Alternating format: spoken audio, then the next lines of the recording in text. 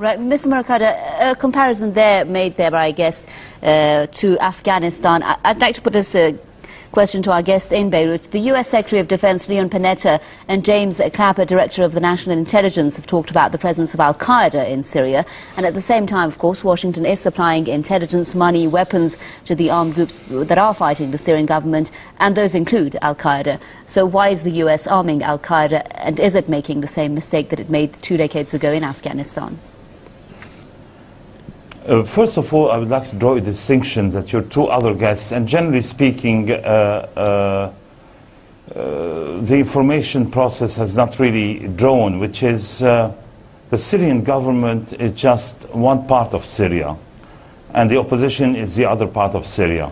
This distinction has been made by the UN Security Council, and which includes Russia and China, which approved it, because the Kofi Annan plan talks about 2 sides, the Syrian government and the opposition. So in a way, when the Syrian government is being armed by Russia, it is only normal for the opposition to be armed by other people. You continue to think in terms that the opposition are rebels and the Syrian government is a legitimate government. The Syrian government has lost its legitimacy the day the Kofi Annan plan has been agreed. It has legitimacy in the sense that when you go to the airport, you've got the Syrian government, okay, but when you go to other areas, you do not have the Syrian government. So in a way, I would tend to say that the Syrian government is equal to the opposition, and whatever the Syrian government does or gets in terms of weapons, in terms of support and so on, the opposition is allowed to exactly the same support because they are equal partners in the Kofi Annan plan. Right.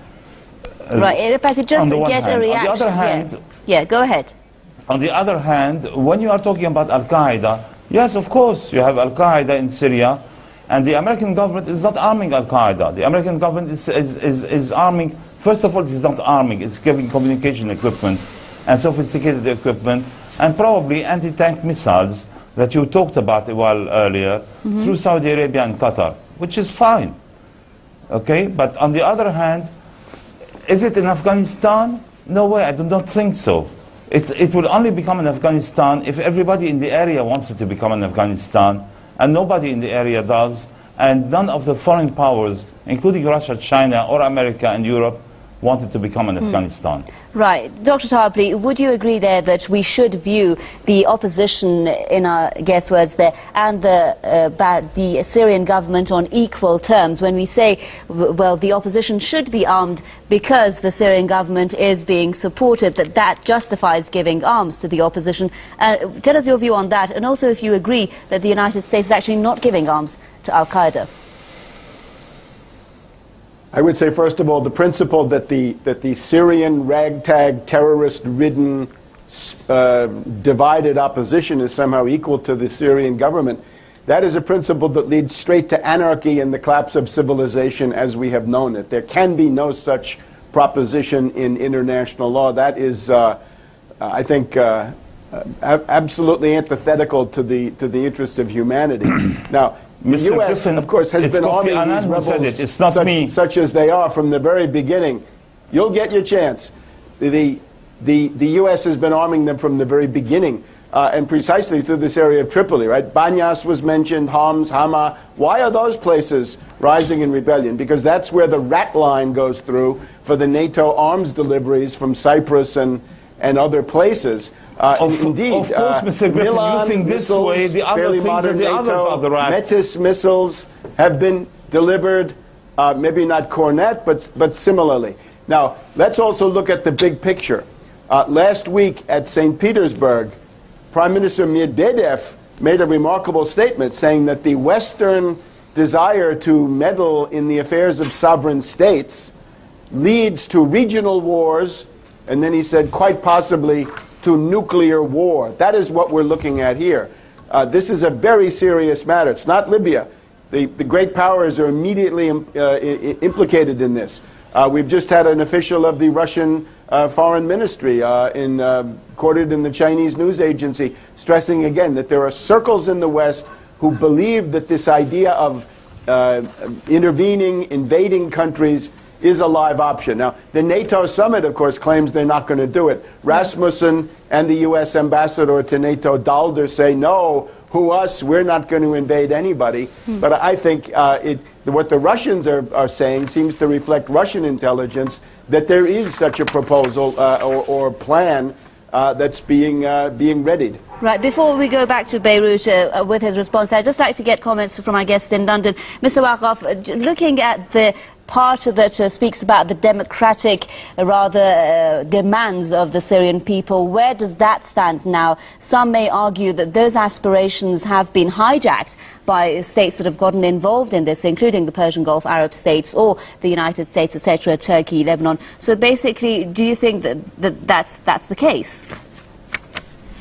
I think it is the case. This has been hijacked immediately when regional players spotted an opportunity with the Syrian uprising and really jumped into the action very early on, and that effectively killed the Syrian uprising or any calls for meaningful reform in a sense. But I would like to go back to the discussion that has been taking place so far in the past 5 minutes. First of all, the Annan peace plan does speak about a Syrian-led solution, and when they speak about a Syrian-led solution, obviously they do not mean that the opposition are going to be any part of it. The Syrian government is the one with which Kofi Annan and the United Nations made the protocol, and you know, the international community and the Friends of Syria have been using all their trickery to try and combine whatever groups of opposition, Syrian oppositions, together. But no one is taking them lightly, because this is just neither happening, nor is it going to happen, or seems going to happen.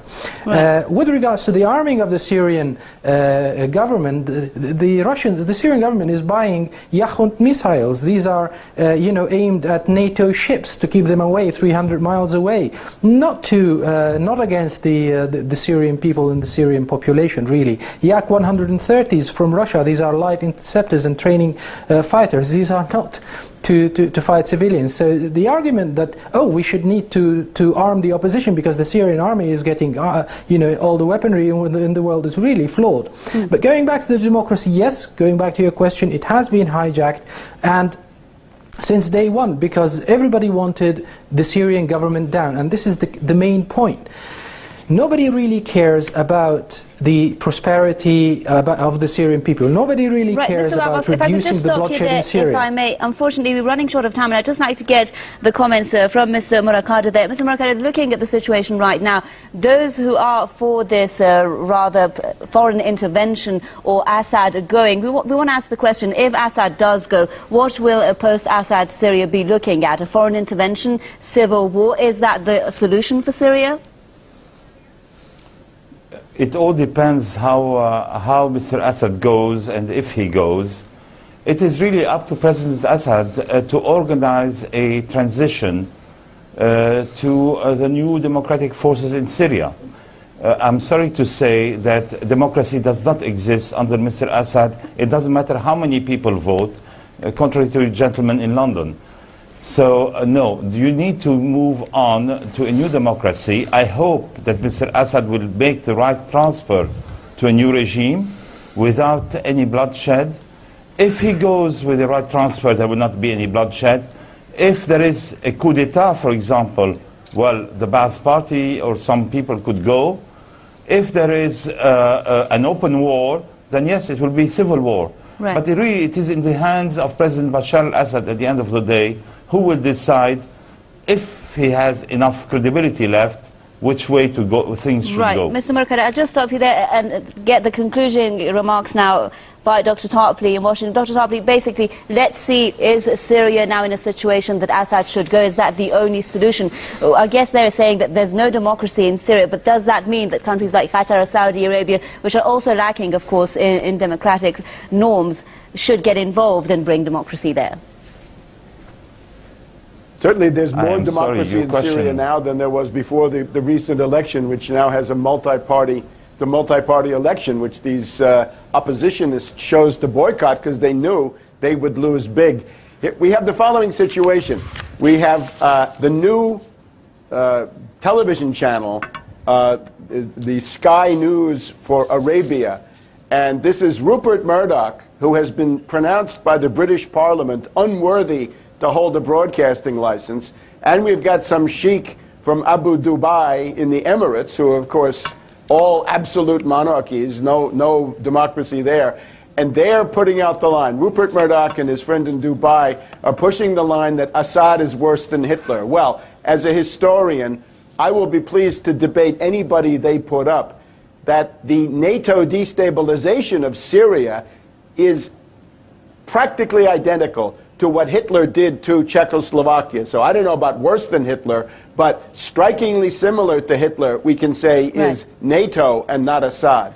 Right. I'm afraid we've run out of time. A big thank you there to Dr. Webster Griffin Tarpley, author and historian, joining us there live from Washington. Also, I'd like to thank Mr. Jihad Murakada, political analyst with us from Beirut. And a big thank you to our guest in London with the Syrian Social Club, Mr. Ammar Awaqaf. Thank you very much for being with us. From me, Omar Ezgi, and the rest of the team here in Tehran, it's goodbye.